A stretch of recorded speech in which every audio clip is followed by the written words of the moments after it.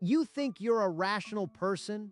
You think you look at the world clearly, that you take in evidence, that you don't flinch from hard truths, and maybe you're right. But here is the thing that should make your chest go tight right now.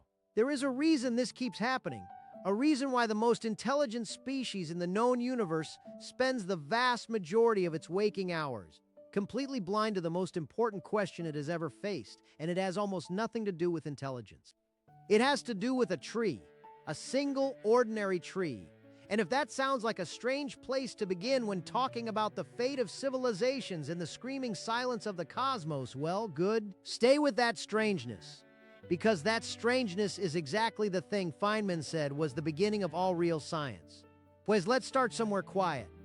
Imagine it's early morning, the kind of morning where the air still holds the cold from the night before and the light is that specific pale of gold that doesn't last more than 20 minutes before the day hardens into ordinary brightness. You step outside. Maybe you're on your way to something, a car, a bus, a coffee shop, and there's a tree in front of you. Maybe it's an oak with bark like cracked leather, or a birch with that papery white skin peeling at the edges, or just some anonymous city tree planted in a square of soil cut into the sidewalk. Its roots already pressing against the concrete. You walk past it. You've walked past it 100 times. You don't touch it. Why would you? Feynman would stop.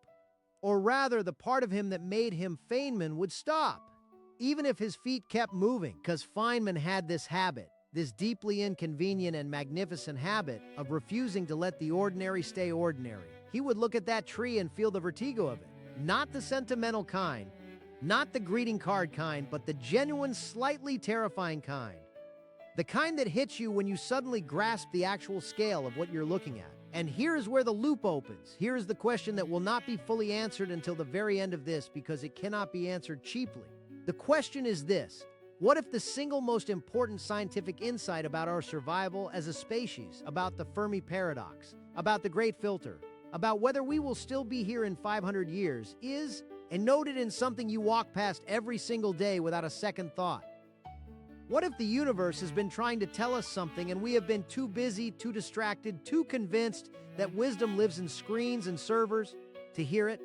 Hold that. Don't let it go. Now, before we go any deeper into the abyss together, and trust me, the abyss is coming, let's take a moment. If you found your way here, if this kind of thinking, the raw, curious, unashamed kind, is the reason you watch, then this is your crew. This is your ship. Subscribe because the next time we launch, you'll want to be on board, and drop a comment below. When was the last time you actually touched a tree and paid attention? Not walked past it, touched it. Put your hand on the bark. Let's see who in this crew has already stumbled onto something important. Now, Mira, here is where Feynman would lean forward, put his elbows on the table, and say something that sounds outrageous until you realize it's just true. Most people, he would say, go through their entire lives functionally illiterate about the physical world. Not stupid, not incurious, functionally illiterate. They know the names of things without knowing what the things are. They know that trees exist, that they produce oxygen, that they're nice to look at in autumn, but they have no idea, no real felt idea of what a tree actually is. And Feynman thought that was a tragedy, not a small, personal tragedy, a civilizational one. Because here's the thing about ignorance: it's not neutral. Ignorance isn't just the absence of knowledge, the way an empty cup is just the absence of water. Ignorance is active. It shapes decisions, it shapes policy. It shapes whether a species that has the raw cognitive hardware to survive the next 1,000 years actually makes it there. And right now, at this precise moment in history, humanity is making decisions, enormous, irreversible decisions about its relationship with the living systems of this planet, with almost no real understanding of what those systems are, not what they're called, what they are. If that doesn't make your stomach do something uncomfortable, you haven't fully heard it yet. Let's fix that. Fíjate bien, a tree is not a decoration. It is not furniture for the landscape. A tree is one of the most complex information processing systems on Earth. And when Feynman talks about information processing, he doesn't mean it metaphorically. He means it in the same rigorous physical sense that he would talk about a transistor or a neuron. A tree processes information, it responds to gradients, it solves optimization problems, it maintains homeostasis across wildly varying conditions, it communicates. That last word is the one that tends to make people squirm because it sounds like the kind of soft, anthropomorphic language that Feynman despised. He had no patience for language that confused poetry with physics. But here's the thing. The communication happening inside and between trees is not a metaphor. It is chemistry. It is electrochemistry. It is signal transduction cascades that we have only begun to decode in the last few decades. And what we're finding is, to use a technical Feynman term, absolutely wild. You've heard of mycorrhizal networks, or rather, you've heard the phrase probably in some documentary with a sweeping orchestral soundtrack. But let's actually think about what it means, the way Feynman would make you think about it by making you feel the scale of it in your hands. Beneath your feet right now, wherever you're sitting or standing, if there's any soil within range, there's almost certainly a fungal network. A single teaspoon of healthy forest soil contains somewhere in the range of several kilometers of fungal threads. Spell that out slowly. Several kilometers of living filament in a teaspoon of dirt. These threads, called hyphae, connect to the roots of trees. They penetrate the root cells in a relationship so intimate, so ancient, so precisely co-evolved that it makes the longest human marriage look like a first date. This relationship is called mycorrhizal symbiosis, and it is not a recent discovery exactly, but our understanding of its depth, its complexity, its almost eerie functionality, that is new. Bueno, here's where it gets strange in the best possible way. Trees connected by these networks exchange resources. A largest sun-rich tree in a canopy gap will send carbon, in the form of sugars dissolved in water, down through its roots into the fungal network and across to a younger, shade-stressed tree that cannot photosynthesize enough to sustain itself. The carbon flows like a transfer, like a bank wire, except it's been running for 400 million years before any bank existed. And the fungus takes a cut, which is how it survives, since fungi can't photosynthesize at all. Everyone gets something. The system maintains itself. Now stop. Feynman would stop here and say, do you see what we just described? We described a network with nodes, edges, resource allocation, error correction, and what looks functionally like load balancing. We described a distributed computing architecture. We described it in a forest. We described it in something that has no brain, no nervous system in any sense we recognize, no centralized processor, and yet it solves problems that our most sophisticated supply chain algorithms are still struggling to match. Mesigas? Good, because this is where the chill starts. The chill starts when you realize that we have spent the last century building a civilization almost entirely on the premise that intelligence, that the kind of complex adaptive problem solving we consider the hallmark of advanced civilization, requires a brain, requires neurons, requires the specific biological architecture that evolution stumbled into in animals. And the tree, the quiet bark and cellulose, a tree you walk past every morning, is a standing, rooted, centuries-long refutation of that assumption. And here is where Feynman would pivot to something that sounds completely unrelated and turns out to be the whole point. Fermi's paradox, you know the name maybe? Enrico Fermi, physicist, sitting at lunch at Los Alamos, looking up at the sky and asking a question so simple it's almost embarrassing. Where is everybody? The universe is roughly 13.8 billion years old. Our galaxy alone contains something in the range of 200 to 400 billion stars. And most of those stars, the best current estimates suggest, have planets. The conditions for life as we understand it, liquid water, chemical complexity, energy gradients are not exotic. They are common. Given the age of the universe, given the sheer number of potential worlds, even if only a tiny fraction of planets develop life, and even if only a tiny fraction of those develop what we'd call intelligence, the numbers still come out enormous. There should be, by any reasonable calculation, civilizations everywhere. Ancient ones that have had billions of years more than us to spread, to build, to signal, and yet silence. The sky is quiet, not a whisper, not a signal, not a beacon, nothing. That silence is either the most comforting thing in the universe or the most terrifying, depending on one variable. And that variable is called the Great Filter. Mira, the Great Filter is a concept, articulated by economist Robin Hanson, but lurking in the anxious subtext of every serious thinker who has sat with Fermi's question. The idea is this: something filters civilizations out. Something stops them from reaching the kind of scale and longevity that would make them visible across the galaxy. Something kills the story before it gets to the interesting part, and the question that should make you stop breathing for a second, is whether that filter is behind us or ahead of us. If the filter is behind us, that is actually good news.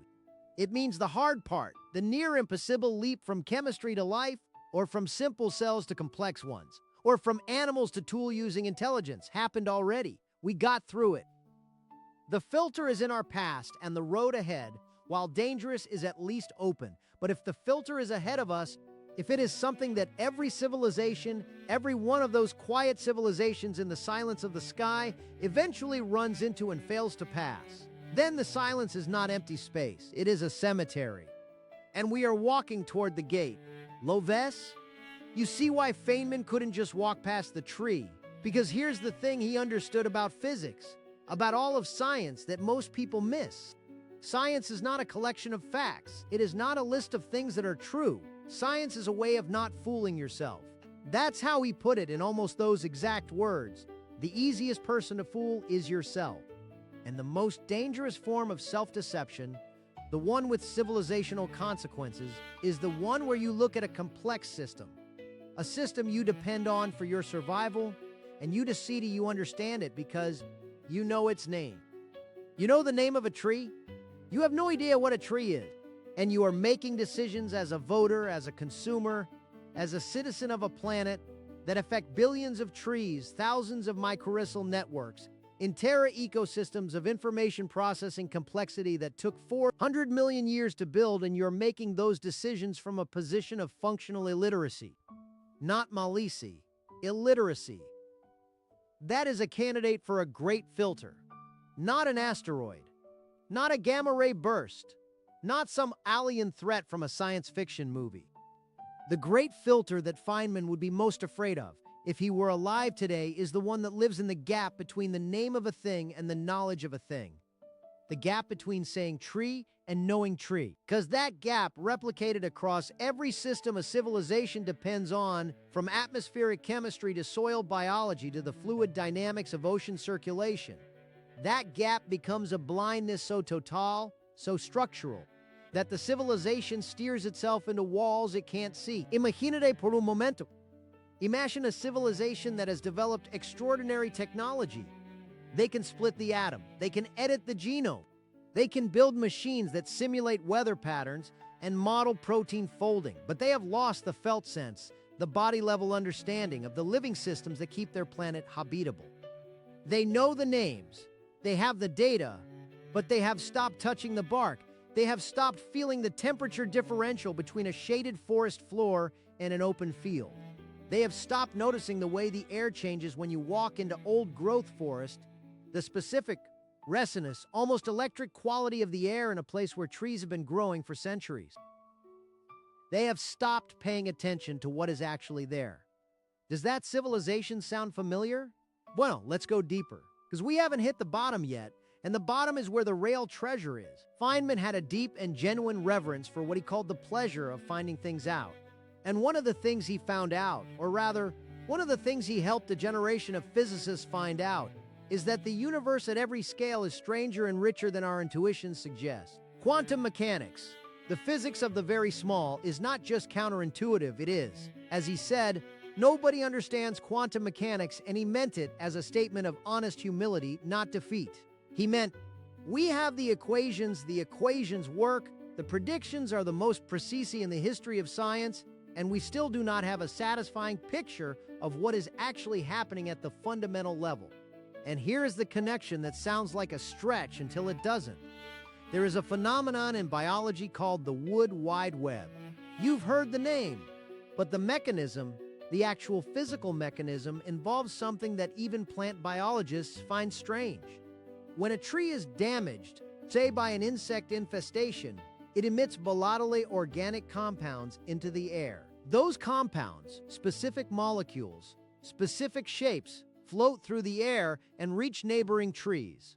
The neighboring trees, upon detecting those molecules at their leaf surfaces, begin upregulating the production of defensive compounds. They begin, in a chemical sense, preparing for an attack that hasn't reached them yet. This is not instinct in the way we usually mean instinct.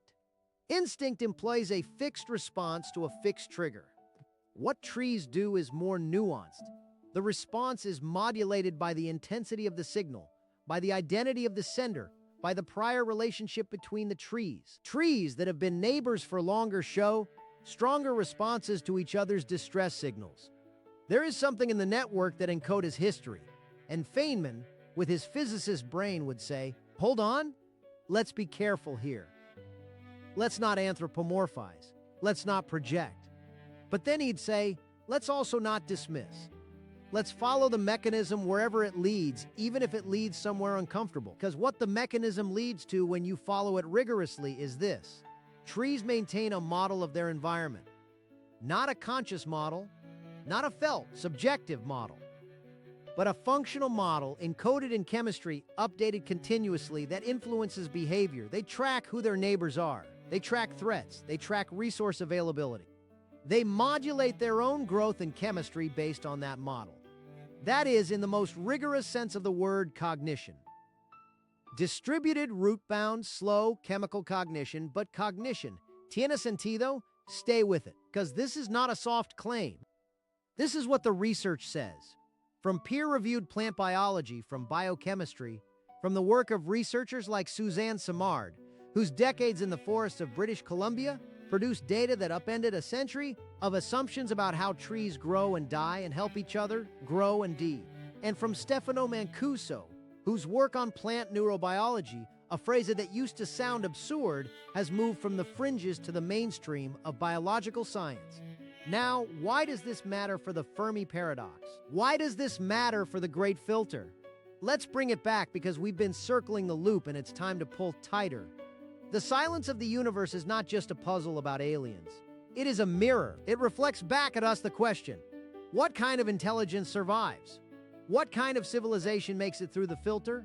And Feynman, with his love of thinking from first principles, with his insistence on following the evidence wherever it leads, would point at the tree and say, 400 million years. That is the age of the first land plants. 400 million years of continuous, uninterrupted existence on this planet. No extinction, no reset, no civilizational collapse. 400 million years of solving the problem of surviving on a rocky, variable, occasionally catastrophic world. Humans, by contrast, have been doing the civilization thing for roughly 10,000 years. We've had writing for about 5,000. We've had industrial technology for about 250. And in those 250 years, we have destabilized atmospheric chemistry, collapsed fisheries, driven thousands of species to extinction, and contaminated essentially every freshwater system on the planet. That is not a criticism. Or rather, it's not only a criticism, it's a data point. It's a data point about what happens when a species with extraordinary short-term problem-solving capability gets access to enormous amounts of stored energy in the form of fossil fuels and starts spending that energy faster than any system can adapt. It's a data point about the gap between intelligence and wisdom.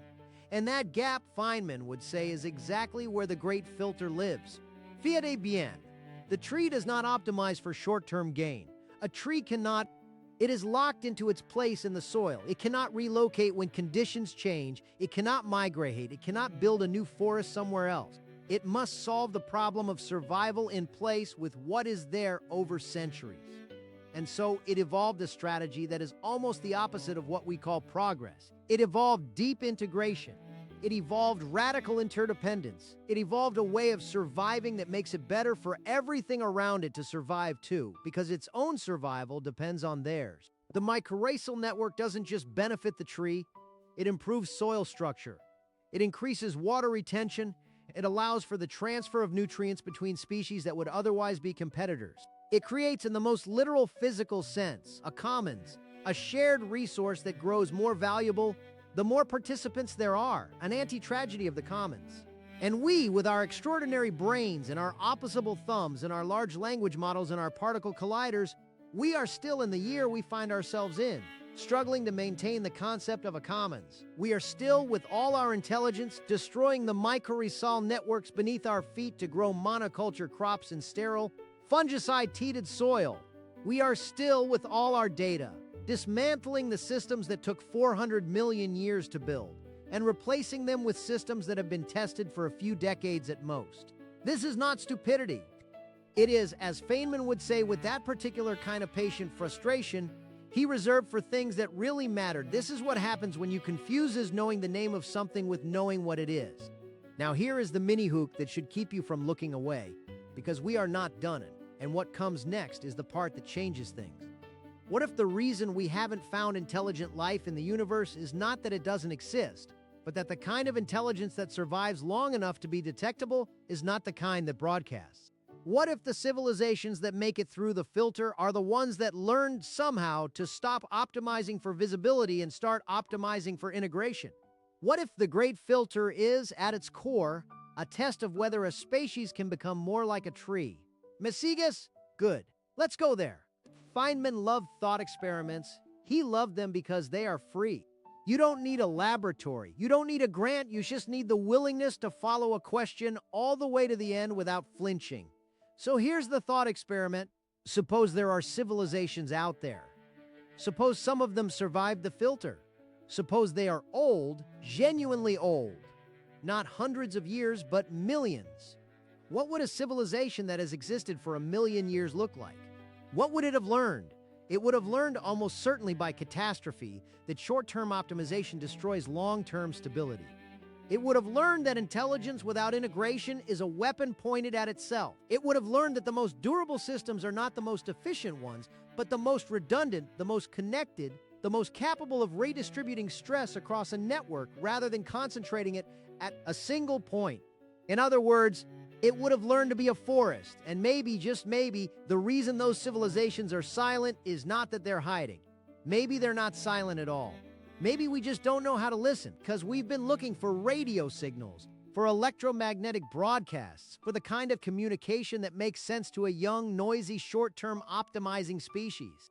We've been looking for something that sounds like us, and the universe has been full of something that sounds like a forest. Slow, chemical, distributed, carrying information not in pulses of electromagnetic radiation, but in the patient, centuries-long exchange of carbon and phosphorus and nitrogen through networks of fungal thread. That's a stretch, scientifically. Feynman would be the first to say so. He would not let you turn a beautiful analogy into a factual claim without evidence, but he would also say, the analogy is worth holding, not because it's proven, but because it points your attention in a direction that your assumptions were blocking. It asks, what if we've been listening with the wrong instrument? Mira, here is where the science comes back hard and clean and specific. There is a compound called terpenes, or rather, there are hundreds of compounds called terpenes, volatile organic molecules produced by trees, the chemical vocabulary of the forest. When you walk into a pine forest and you smell that specific resinous, slightly sharp smell, you are inhaling terpenes. When you feel, as most people report feeling, a particular kind of calm in a forest, a settling of the nervous system, a drop in the low, tight, late afternoon anxiety that lives somewhere between your shoulder blades and your stomach, that is not imagination. That is not poetry. That is terpenes interacting with your autonomic nervous system. Research from Japan, primarily from the work of Ching Li at the Nippon Medical School, has documented what practitioners of Shinrin-yoku, or forest bathing, have reported for decades. Time spent among trees produces measurable decreases in cortisol, the primary stress hormone. It produces measurable decreases in blood pressure. It produces measurable increases in the activity of natural killer cells, the immune system's primary defense against viral infection and cancer. These effects are not small. They are not marginal. They are large enough to be clinically relevant, and they persist for days after the forest visit. The mechanism, as best as current research understands it, involves multiple pathways. The terpenes are one. The reduced noise is another. The specific quality of light filtered through a canopy, which is different in its spectral composition from direct sunlight or artificial light, is another. And there is something else, something harder to quantify, which is the effect of simply being in the presence of something that is alive and old and not in a hurry. Feynman would not call that mystical. He would call it an empirical observation awaiting a complete mechanistic explanation. He would say, we don't yet fully understand it, which means it is interesting. It means pay attention. It means the tree is still teaching, and we are still slowly learning to listen. And now, because we have been building to this, because every step of this has been circling back to the same loop, The same question opened in the first breath of this conversation. Let's close it. Or rather, let's not close it. Because Feynman never wanted you to close a loop and walk away satisfied. He wanted you to close it and find 3 new ones inside. But let's resolve the tension. Let's answer the question that has been sitting in the room this whole time.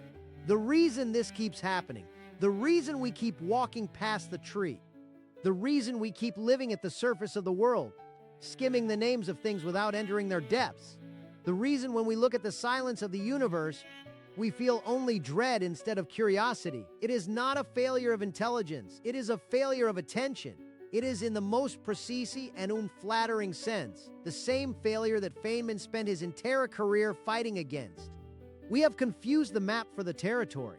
We have confused the label for the thing. We have confused knowing what something is called with knowing what it is. And that confusion, that specific structural civilizational confusion, is the most plausible candidate for a great filter that Feynman would recognize. Not because it's dramatic, not because it involves explosions or impacts or gamma-ray bursts, but because it is quiet, because it spreads slowly through generations of education that reward the retention of names over the cultivation of understanding, through an economic system that prices the products of living systems while assigning zero value to the systems themselves, through a culture that has decided, almost without noticing, that the natural world is a backdrop, a resource, a setting for human activity, rather than the source and substrate of everything we are and everything we might become. Bueno, here's what Feynman would give you. Not a solution, not a plan, not a policy prescription, because that is not what physics gives you. What physics gives you, what the best scientific thinking gives you, is a better instrument, a more calibrated way of seeing. And the instrument he would hand you, the one he spent his life building and sharpening and giving away for free to anyone who would take it, is this. Pay attention to the actual thing, not the name. The thing, not the category. The specific, textured, particular, irreplaceable instance. Touch the bark. Feel the texture of it, the way it is not smooth, not uniform, the way it has a geography of its own, ridges and valleys and small rough patches where something tried to grow and didn't quite make it. Feel the temperature of it, which is different from the air temperature in a way that is subtle but real. The tree storing and releasing heat at its own pace in its own rhythm. Smell the air near the roots where the mycorrhizal network is thickest, where the soil is alive in a way that city soil almost never is. A dark, slightly sweet, slightly mineral smell that your brain recognizes before you can name it, because your ancestors have been smelling it for millions of years. This is not romanticism. This is calibration. This is what Feynman did at the beach, looking at waves, tracing the fluid dynamics in his head while feeling the water on his skin. This is what he did looking at flowers, holding both the aesthetic experience and the biochemical mechanism simultaneously, not as contradictions, but as layers of the same truth. He was not choosing between poetry and physics. He was insisting with the stubbornness of a person who has seen what's actually there, that you don't have to choose, that the flower is more beautiful when you understand the cellular machinery that produces its color, that the tree is more magnificent when you know that its roots are woven into a network that has been running continuously for longer than our species has existed. Fíjate bien, the Fermi paradox in the end is not a question about aliens. It is a question about us. It is a question about what we are choosing to be. It is a question about whether we will be the civilization that the universe has been waiting for, the one that finally learned to listen to the slow, chemical, distributed intelligence that has been running beneath our feet this whole time, or whether we will be another data point in the silence, another civilization that had all the raw material for wisdom and spent it on noise. Feynman was not a pessimist. People sometimes mistake his irreverence for cynicism, but that is a misreading. He was, at the bone, at the level of his actual lived experience of the world, an optimist of the most rigorous kind. Not the kind that says everything will be fine. The kind that says the world is actually this extraordinary, this strange, this full of things worth understanding. And if you can feel that, if you can hold that, then you have something worth protecting. You have a reason to be careful. You have a reason to pay attention. ¿Tiene sentido? Because this is the point. This is the whole point. The reason you should touch a tree every day is not because it will make you feel better, though it probably will. The reason is not that it will reduce your cortisol, though the research suggests it will. The reason is not even that it will make you more appreciative of nature, though that too. The reason is that it is a practice in the only discipline that Feynman thought was truly essential. The discipline of knowing the difference between the name of a thing and the thing itself. The discipline of staying in contact with actual reality, with the specific textured, terpene-scented mycorrhizal, 400 million year old reality of a living system that knows something about surviving, that we are still, with all our intelligence, trying to learn. Every time you touch the bark and actually feel it, feel the specific roughness of this particular tree on this particular morning, you are practicing the skill that separates the civilizations that make it through the filter from the ones that don't. You are practicing attention. You're practicing the radical, unfashionable, deeply necessary act of being present to what is actually there. Imagínate por un momento. Imagine a version of humanity that does this. Not just individually, not just as a wellness practice, but structurally, as a civilizational orientation. A humanity that has genuinely internalized the lesson of the mycorrhizal network. That survival is not a solo project. That intelligence without integration is a weapon. That the most durable systems are not the most efficient, but the most connected. Imagine that humanity looking up at the night sky and asking Fermi's question, and feeling not dread but curiosity.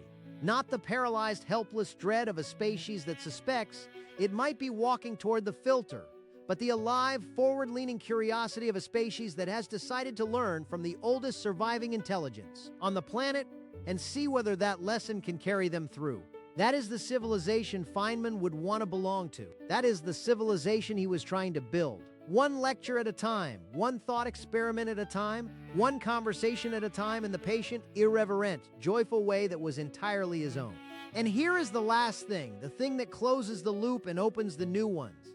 The silence of the universe is not evidence that we are alone. It is not evidence that the filter is behind us or ahead of us. The silence is, like all the most important things in science, a mystery. And Feynman's entire life was a love letter to mystery. Not to the resolution of mystery, not to the comfortable feeling of having an answer, but to the living, generative, terrifying, magnificent experience of holding a question that is bigger than you and choosing to stay with it anyway. The tree in front of your house is a mystery. Not a solved one, not a named one. A living, growing, chemically communicating, network-embedded, 400 million year old mystery that you have been walking past. And the universe, with its 200 billion galaxies, each containing hundreds of billions of stars, is a mystery so large that the only honest response is the one Feynman always came back to, the one that got him out of bed in the morning, the one that made him drum on tables and laugh too loud and scribble equations on napkins and refuse, absolutely refuse, to pretend he understood something he didn't. The only honest response is wonder, not the passive kind, the active kind. The kind that makes you stop and put your hand on the bark and feel the temperature of it and ask, what is this actually? Not what is it called?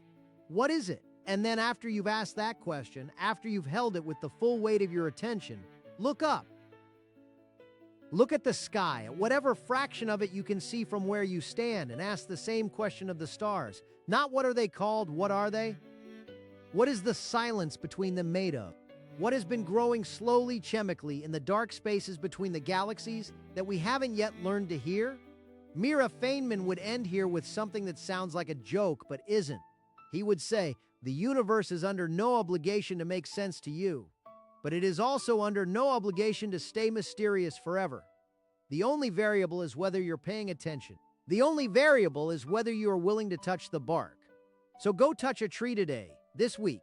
Put your hand on the bark and feel the specific texture of it, not bark in general. This bark, this tree, this organism that has been standing in one place solving the problem of survival for longer than you have been alive. Let your nervous system receive what it has to offer, the terpenes, the temperature, the deep, unhurried aliveness of something that has never once been in a hurry. And as you stand there, let the question rise. Let the loop that opened at the beginning of all this stay open, because that is where the thinking happens. Not at the resolution, but at the edge. The universe is not silent because it has nothing to say. The universe is silent because we have not yet learned to listen. And the lesson in how to listen, the 400 million year old root deep, mycorrhizal, terpene-scented lesson in how to listen is standing outside your door. You just have to stop walking past it. Bueno, now you know what you're looking at, and knowing what you're looking at is always, always the beginning of something magnificent.